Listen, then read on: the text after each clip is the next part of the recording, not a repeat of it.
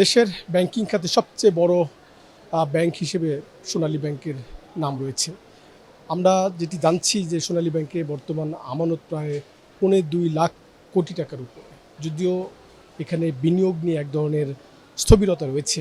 বিশেষ করে সরকারি ব্যাংকগুলো বিনিয়োগে খুব বেশি আগ্রহী থাকে না এবং আবার যেসব অর্থ বিনিয়োগ করে সেখানে এক ধরনের বাছ বিচার ছাড়া বিনিয়োগের কারণে কিন্তু ব্যাংকগুলোর খেলাপি ঋণ অনেক বেশি থাকে। আমরা বাংলাদেশ ব্যাংকের চিত্র যদি দেখি, সরকারি ব্যাংকগুলোর এখন খেলাপি ঋণ 45% বেশি, অর্থাৎ প্রতি 100 টাকার প্রায় 45 টাকা অনাদায়ী হয়ে গেছে। ঠিক সেই প্রেক্ষাপটে ব্যাংকগুলোর পর্ষদ এবং ব্যবস্থাপনা কর্তৃপক্ষের যখন দায়িত্ব বেশি, তখন আমরা দেখছি সোনালী ব্যাংকে গত প্রায় 3.5 মাস আমরা এখানে চেয়ারম্যান শূন্য। সবশেষ এই ব্যাংকের চেয়ারম্যান ছিলেন মুসলিম চৌধুরী, তিনি অর্থ সচিব হিসেবে দায়িত্ব পালন করেছেন। 24 অগাস্টে জুলাই আন্দোলনের পরে অগাস্টের শেষ দিকে তাকে ব্যাংকের চেয়ারম্যান হিসেবে নিয়োগ দেওয়া হয়েছিল এবং নতুন রাজনৈতিক সরকার আসার পরে তিনি 2 মার্চ চেয়ারম্যানের পদ থেকে সরে যান। তারপর থেকে ব্যাংকটির চেয়ারম্যানের পদ শূন্য রয়েছে। এখন ভারপ্রাপ্ত চেয়ারম্যান দিয়ে চলছে মাহবুবুর রহমান, তিনি চেয়ারম্যানের চলতি দায়িত্বে রয়েছেন। কিন্তু একটি ব্যাংকের পর্ষদ আসলে ব্যাংকের ব্যবসা সম্প্রসারণ, ব্যবসা ঠিকঠাক করা, নীতি নির্ধারণ করার ক্ষেত্রে খুবই গুরুত্বপূর্ণ। যার কারণে সোনালী ব্যাংকের কার্যক্রম অনেকটা কিন্তু আসলে ঝিমিয়ে চলছে বলে ব্যাংকের সূত্রগুলো আমাদেরকে জানিয়েছে। মাহবুবুর রহমানের নেতৃত্বে এখন বোর্ডে আরও 9 জন রয়েছেন, যারা অনেকেই আমলা এবং ব্যাংকাররা রয়েছেন।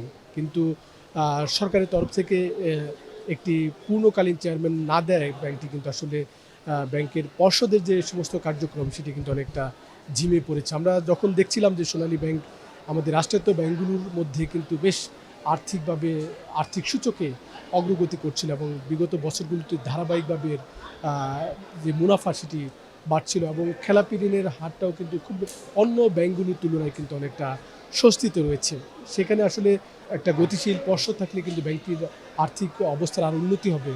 আমরা জানছি যে ব্যাংকের ব্যবস্থাপনা কর্তৃপক্ষ অনেক বেশি সতর্ক, ব্যাংকটি যাতে নতুন করে হলমার্ক কেলেঙ্কারির পরে 2012-তে যে ক্ষত তৈরি হচ্ছে সেটি যাতে তৈরি না হয়, ব্যাংকের অবনতি যাতে না হয়। তার কারণে কিন্তু বর্তমান যে ব্যবস্থাপনা কর্তৃপক্ষ এমডি শওকত আলী খানের নেতৃত্বে তারা কিন্তু অত্যন্ত সতর্ক রয়েছে।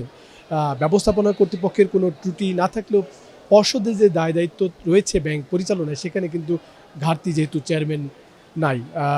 সরকারের তরফ থেকে খুব শীঘ্রই চেয়ারম্যান নিয়োগ দেওয়া হবে এমনটি আলোচনা থাকলেও এই আলোচনার মধ্যেই কিন্তু 3.5 মাস পেরিয়ে গেছে। এখন আমরা যেটি জানতে পাচ্ছি যে 2 জন বর্তমান যে ভারপ্রাপ্ত চেয়ারম্যান রয়েছেন, মাহবুবুর রহমান তিনি সাবেক আমলা, তিনি চেয়ারম্যান হওয়ার দৌড়ে রয়েছেন এবং একই সঙ্গে রাষ্ট্রায়ত্ত রূপালী ব্যাংকের যে বর্তমান চেয়ারম্যান রয়েছেন নজরুল হুদা, তিনিও সোনালী ব্যাংকে আসতে পারেন এমন একটি গুঞ্জনের কথা কিন্তু আমরা জানছি। নজরুল হুদার পুত্র ডক্টর আসিফ ইকবাল বর্তমানে অর্থমন্ত্রীর পিএস হিসেবে একান্ত সচিব হিসেবে দায়িত্ব পালন করছেন।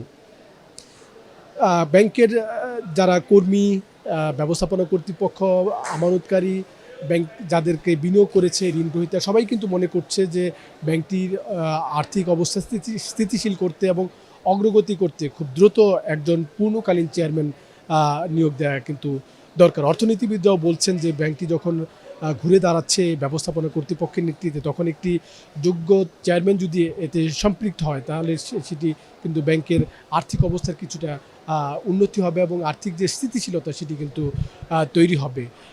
বাংলাদেশ ব্যাংক যদিও বলছে যে যেহেতু ব্যাংকটির মালিকানা সরকার এখানে কাকে নিয়োগ দিবে না দিবে সেটি সরকারের সিদ্ধান্ত, কিন্তু গ্রাহক, আমানতকারী, যেটি বলছিলাম, সবাই কিন্তু প্রত্যাশা করছে যে খুব দ্রুত এই ব্যাংকে একজন চেয়ারম্যান আসবে।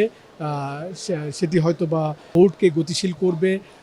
বোর্ড নতুন নতুন উদ্ভাবনী নীতি নির্ধারণী সিদ্ধান্ত নেবে, যেগুলো ব্যবস্থাপনা কর্তৃপক্ষ বাস্তবায়ন করবে এবং ব্যাংকটি যাতে নতুন করে অবনতি না হয় সেই দিকেই সবাই সতর্ক থাকবে। একই সঙ্গে সরকারি ব্যাংকগুলোর সঙ্গে সোনালী ব্যাংকের যেটি খেয়াল রাখতে হবে, যাতে নতুন করে বাছ বিচার ছাড়া ব্যাংক নতুন করে কোনো গ্রাহককে ঋণ না দেয় এবং রাজনৈতিক বিবেচনায় যাতে ঋণ বিতরণ কার্যক্রম নতুন করে যাতে চালু না হয়, সেটি ব্যাংকের জন্য নতুন করে ক্ষত তৈরি করবে। সাইদ আরমান, নাগরিক, ঢাকা।